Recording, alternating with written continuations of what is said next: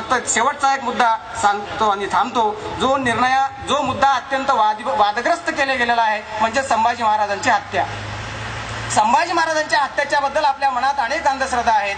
अनेकांनी आपल्याला असं सांगितलं की मुसलमानाने संभाजी महाराजांची हत्या केली आणि त्यानंतर त्यांच्यात औरंगजेबात आणि संभाजी डायलॉग झाला. म्हणजे गणोजी शिर्केंनी संभाजी महाराजांना पकडून दिलं असं लिहिलेलं आहे.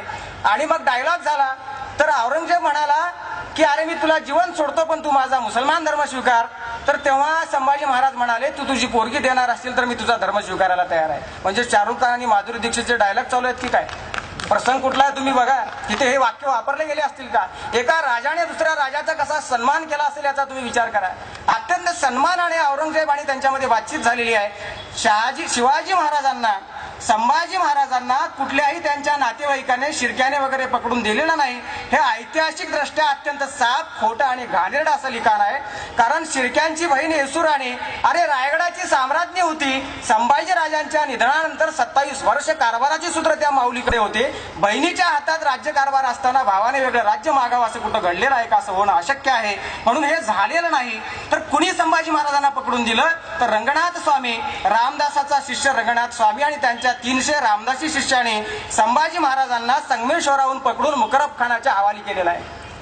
आणि हे हवाली केलेलं असताना हे दुर्दैव बघा, संभाजी महाराजांना रामदासांनी पकडून दिलं आणि महाराष्ट्र शासन हे मावळ्यांचं असून सुद्धा रामदासी नाना धर्माधिकारीला महाराष्ट्र भूषण पुरस्कार दिलेला, ते बी 350व्या वर्षामध्ये. हे कसं गणित आणि गोड बंगाल याचा तुम्ही विचार करा. हे नीट आपल्याला काय समजत नाही भावंडांनो. अरे रामदासांनी संभाजी महाराजांना पकडून दिलं. जेव्हा औरंगजेब आणि संभाजी महाराज समोरासमोर आले तर 3 प्रश्न फक्त संभाजी महाराजांना औरंगजेबाने विचारलेले आहेत. सेतू माधवराव आपले जदुनाथ सरकारचे इतिहासकार आहेत ज्यांनी मोगलांचा इतिहास लिहिला किंवा अहकामे इब्राहिमी किंवा मुस्लिम इतिहासकारांच्या इतिहास लेखनामध्ये या सगळ्या गोष्टीचे पुरावे आहेत. परदेशी पर्यटकांच्या डायऱ्यामध्ये ही कागदपत्र उपलब्ध झालेली आहेत. वासी बेदरे यांनी अत्यंत सखोल असं संशोधन करून कृष्णराव केळुसकर, महर्षी विठ्ठल रामजी शिंदे, दिनकरराव जवळकर, केशवराव जेधे अशा अनेक लेखकांनी या अंगाने लिखाण केलेलं आहे. हे सगळे पुरावे ज्योतिराव फुल्यांसहित अनेक लोकांनी पुढे आणलेले आहेत. 2-3च प्रश्न फक्त औरंगजेबाने विचारले. पहिला प्रश्न औरंगजेबाने हा विचारलेला आहे, अरे तुझे किल्ल्यावर कुठल्या किल्ल्यावर तुझा खजिना आहे? दुसरा प्रश्न विचारलेला, या खजिन्याच्या किल्ल्या कुठे आहेत? आणि तिसरा प्रश्न औरंगजेबाने विचारलेला आहे, माझे कोण सरदार तुला फितूर होते? हे फक्त 3 प्रश्न औरंगजेबाने विचारलेले आहेत. आणि संभाजी महाराज असं म्हणाले, ह्या 3ही प्रश्नाची माझा प्राण गेला तरी मी उत्तर देऊ शकणार नाही. हे सगळं स्वराज्य मावळ्यांचं आहे. माझा जीव वाचावा म्हणून मावळ्यांना मी बैमान होणार नाही. ही संभाजी महाराजांची त्या काळातली भूमिका आहे. आणि हे दोघांची चर्चा झाल्यानंतर औरंगजेब या मसलतीला आला की संभाजी महाराजांना ठार मारण्याची काही आवश्यकता नाही, त्याला सन्मानाने सोडून दिलं पाहिजे. तेव्हा वैदिक धर्माचे ठेकेदार पुढे आले आणि म्हणाले की तुझं आता संपलं असेल तर आमचे गुन्हे आता आम्ही सुरू करतो. कारण गुन्हेगार कोण आहे? संभाजी आता तुझ्या मुसलमान धर्माचा गुन्हेगार नसेल पण संभाजी आमच्या वैदिक धर्माचा गुन्हेगार आहे. त्याने शेतकऱ्याची बाजू घेतलेली आहे, गुन्हा नंबर 1. दुसरा गुन्हा, त्यांनी शेतकऱ्याच्या शेतीला धरण बांधून पाणी दिलेलं आहे. तिसरा गुन्हा, त्यांनी समुद्र पर्यटन केलेलं आहे, जहाज निर्माण केलेली आहेत, आरमार निर्माण केलेला आहे.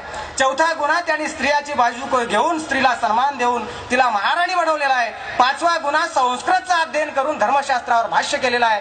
ह्या 6 गुन्ह्याच्या अनुलक्षून मनुस्मृती या कॉन्स्टिट्यूशन मध्ये जे गुन्हे सांगितलेले आहेत ते आता आम्ही संभाजीला कलम लागू करत आहोत. आणि वैदिक धर्मानुसार संभाजी महाराजांची हत्या त्या ठिकाणी झालेली आहे. संभाजी महाराजांची हत्या झाल्यानंतर औरंगजेबाला एवढा पश्चाताप झाला की त्याचं मृत्यूपत्र उपलब्ध आहे. औरंगजेब मेल्यानंतर त्याच्या उशीखाली हे फारसी भाषेतलं मृत्यूपत्र सापडलं. इंडिया लायब्ररीमध्ये 1320 क्रमांकाचं आज हे पत्र तुम्हाला पाहायला उपलब्ध आहे. जदुनाथ सरकार आणि मोगल हिस्ट्रीमध्ये ते छापलेलं आहे. त्या पत्रात 12 कलम आहेत. एक कलम औरंगजेबाने असं घातलेलं आहे की मी एवढा नादान आणि मूर्ख माणूस आहे की एका अत्यंत पुण्यवान माणसाची माझ्याकडून गफलतीने हत्या झालेली आहे, म्हणजे संभाजीची हत्या झालेली आहे. औरंगजेब असं म्हणतो, तो अल्लाहला आपल्या लोकांना अशी विनंती करत आहे की माझ्या मृत्यूनंतर माझ्या प्रेताचं दफन करत असताना माझ्या डोक्यावर तुम्ही कपडा घालू नका, बोडक्या डोक्याने मला तुम्ही दफन करा, असं कलम औरंगजेबाने घातलेलं आहे. कारण इस्लाम मध्ये अशी समजूत आहे की पाप जर घडला असेल, पापी माणसाला उड्या डोक्याने दफन केलं, अल्लाह त्याला माफ करतो असं कुराण मध्ये सांगितलेलं असल्यामुळे माझ्या हातून एका दैदिप्यमान तेजस्वी राजाची हत्या झालेली आहे याचं शल्य शेवटपर्यंत औरंगजेबाला पोचत होतं. त्याने ते आपल्या त्या मृत्यूपत्रामध्ये लिहून ठेवलेलं आहे. पण औरंगजेबाने संभाजी महाराजांना मारलेलं नाही. ज्या वैदिक धर्माच्या ठेकेदाराच्या विरोधात विद्रोह छत्रपती संभाजी महाराजांनी उभा केला होता, त्या धर्माच्या ठेकेदाराने अत्यंत विकृत पद्धतीने संभाजी महाराजांचा खून केलेला आहे. आणि संभाजी महाराजांचा खून करून आज संभाजी आणि शिवाजींच्या मावळ्यांना आपल्या रक्तात पुन्हा एकदा भूमी भिजवण्याकरता प्रेरित करण्यासाठी हेच धर्मवीर संभाजी, हेच हिंदू धर्माचे ठेकेदार आणि रक्षक शिवाजी अशा प्रकारची चर्चा करून आमच्या मावळ्यांना, तरुणांना आणि तरुणींना गुमराह करत आहेत. त्यापासून अत्यंत आपण सावध आणि सजग राहण्याची भावंडांनो नितांत अशा प्रकारची अपेक्षा आहे.